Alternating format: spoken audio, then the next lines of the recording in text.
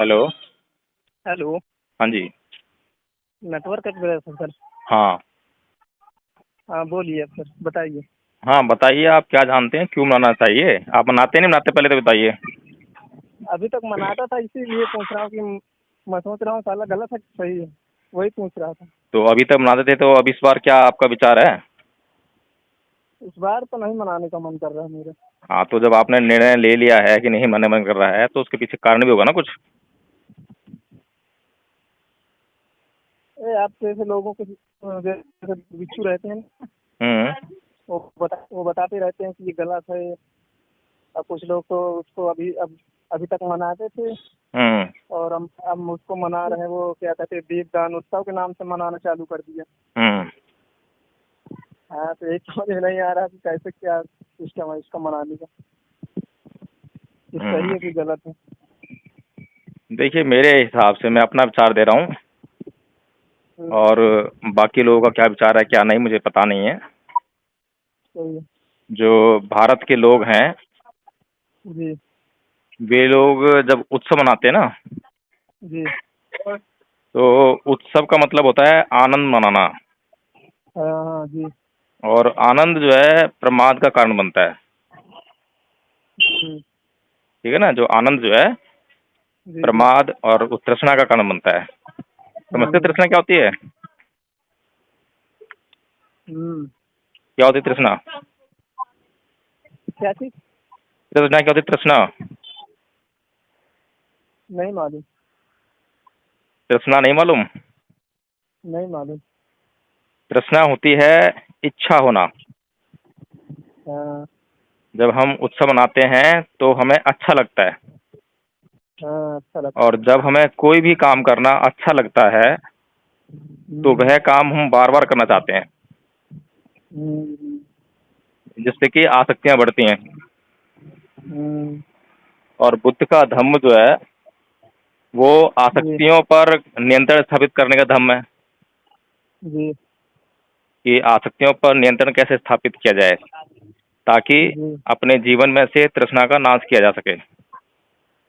जी। तो इसलिए उत्सव जैसी कोई स्थिति तो होनी नहीं चाहिए, लेकिन कुछ ऐसे दिन होते हैं जिन्हें हम अनुशासन में रहकर अगर उनको हम जो है मनाते हैं तो वे हमारे जीवन में कल्याणकारी सिद्ध हो सकती हैं। ठीक है ना? कुछ लोग तो कहते हैं आज की वो विजयदशमी, वो गौतम बुद्ध वहाँ से कपिलवस्तु से आए थे, इसलिए मना मना रहे हैं आदमी। हाँ ठीक है। वो बातें ठीक हैं, ऐतिहासिक बातें हैं, और वही जो संभावनाएं फिर हैं उसकी ज़्यादा बनती हैं, क्योंकि जो रामायण जिसके आधार पर ये जो उत्सव मनाया जाता है, त्योहार जिसे कहते हैं ये दीपावली का, तो उसका तो कोई सिर पैर दिखाई नहीं देता ना।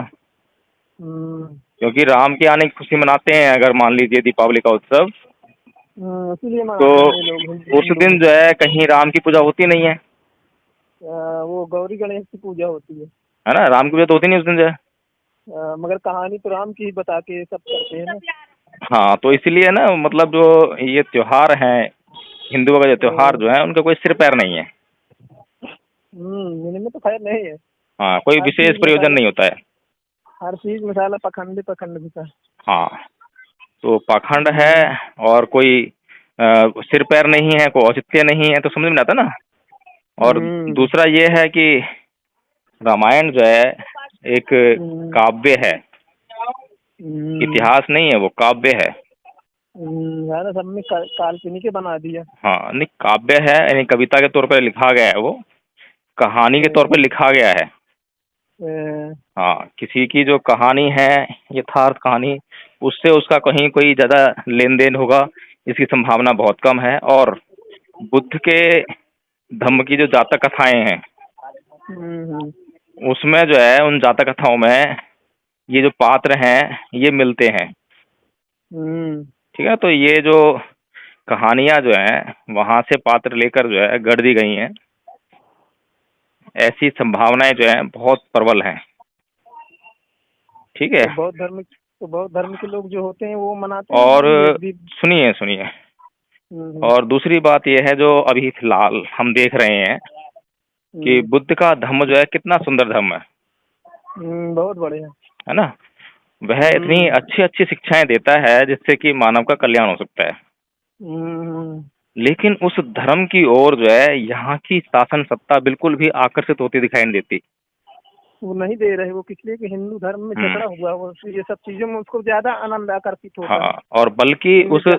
बल्कि उस धर्म को जो है दबाने का दफनाने का काम कर रही है हाँ, और बच कर रही है। और लोगों को जो है नाना प्रकार से अज्ञानता में धकेलने का काम कर रही है। हम्म, तो इस तरह से हम समझ सकते हैं कि जो अभी चल रहा है जिस प्रकार से प्रपंच जो है, तो इतिहास में जो है इससे बहुत बड़े पैमाने पे जो है षड्यंत्र रचा गया होगा बौद्ध धर्म के खिलाफ। हम्म, ठीक है, संकेत है ये हम्म, जो इस ओर सुझाव देते हैं कि हमें क्या करना चाहिए और क्या नहीं करना चाहिए। अपनी बुद्धि का हम्म, इस्तेमाल हमें करना चाहिए, है ना। हाँ। इसलिए कि अभी तक मैं बहुत ज्यादा इनमें सब लीन रहता था, इधर पूजा पाठ करने में, इधर उधर। हम्म। मगर इन सब चीजों से मन सारा दूर होने लगा। नहीं, पूजा तो आपको तब भी करनी चाहिए। अगर आप बौद्ध धर्म में आएंगे तो हम्म, पूजा तो आपको करनी पड़ेगी। लेकिन इसको कि पूजा इसमें। पूजा किसकी करनी है और पूजा हम्म, कैसे की जाती है, उसमें जमीन कैसे। आसमान का अंतर है। हम्म, बुद्ध ने कहा है कि हम्म, असेवना च बालानंग पंडितानंद च सेवना पूजा च हम्म, पूजनेयानंग एवं मंगलम हम्म, उत्तमं, है ना। हम्म, कि मूर्खों की संगति ना करना हम्म, और पंडितों की संगति करना, यानी विद्वान लोगों की संगति करना, हम्म, और जो पूजनीय हैं उनकी पूजा करना। हम्म, अब पूजनीय की पूजा क्यों करते हैं, क्यों करनी पड़ती है, पता है आपको। नहीं। अब देखिए, मान लीजिए कि हम 3-4 लोग हैं हम्म, और साथ जा रहे हैं कहीं पर भी। हम्म, अब हम 3-4 लोगों में से एक व्यक्ति विद्वान है, हम्म, बहुत विद्वान है, पूजनीय योग्य है। हम्म, तो लोग तो नहीं जान रहे हैं जहाँ पे हम जा रहे हैं, नहीं जानना। लेकिन हम लोगों में से जो जान रहे हैं कि ये पूजनीय व्यक्ति है, जब हम वहाँ हम्म, पहुंचकर उसकी अगर हम पूजा करते हैं, जो पूजनीय व्यक्ति है, तो हम्म, लोगों को भी पता लग जाता है कि हाँ भाई, ये व्यक्ति पूजनीय है, इसके पास कुछ है जो कि उनके कल्याण के लिए है। हम्म, तो अन्य लोग भी जो है फिर उन पूजनीय व्यक्ति की तरफ जो है आकर्षित होते हैं। हम्म। ठीक है ना, उनके धम की ओर आकर्षित होते हैं। तो बौद्ध धर्म अपनाने के लिए क्या करना पड़ता है पहले। देखिए, बौद्ध धर्म अपनाने के लिए सिर्फ और सिर्फ अपना अज्ञान मिटाना पड़ता है और सदैव ज्ञान की खोज में रहो, सत्यता की खोज में रहो। किसी भी हम्म, बात को यूं ही मत मान लो। हम्म, अगर सही है। आपने किसी भी बात को यूं ही मान लिया कि किसी ने कह दी है, हम्म, बहुत से लोगों ने कह दी है, कोई हाई फाई व्यक्ति, हाई फाई प्रोफाइल का व्यक्ति है, उसने कह दी है, या किसी ईश्वर ने कह दी है, वेदों में लिखी है इसलिए कह दी है, तो हम्म, वो बात ठीक नहीं है। सही है। और ऐसा भी नहीं है कि अगर ये बातें लोग कह रहे हैं, कोई धर्म ग्रंथ कह रहा है, कोई महान पुरुष कह रहा है, बहुत सारे लोग कह रहे हैं, तो उनकी बात गलत हो जाएगी, ऐसा भी नहीं है ना। उसको बस। संभावनाएं हैं, संभावनाएं। तो उसको पहले पढ़ो। उस पे उसको हमें पहले अपनी पढ़ो। बुद्धि अप्लाई करनी है, जांच करनी है। हम्म, और जब जांच हम्म, करके हम इस बात के लिए संतुष्ट हो जाएं कि वह बात जो है करने से किसी का नुकसान नहीं होगा बल्कि हम्म, हमारा कल्याण होगा, तो वह हम्म। बात कर देनी चाहिए, उस बात को मान लेना चाहिए। मगर ऐसा कहाँ है, जब एक से एक के पढ़े लिखे जो साइंटिस्ट हैं, अपने आप को बहुत बड़े विद्वान समझते हैं, वो लोग अंधविश्वास में डूबे हुए हैं, वो निकलने की कोशिश नहीं कर रहे हैं।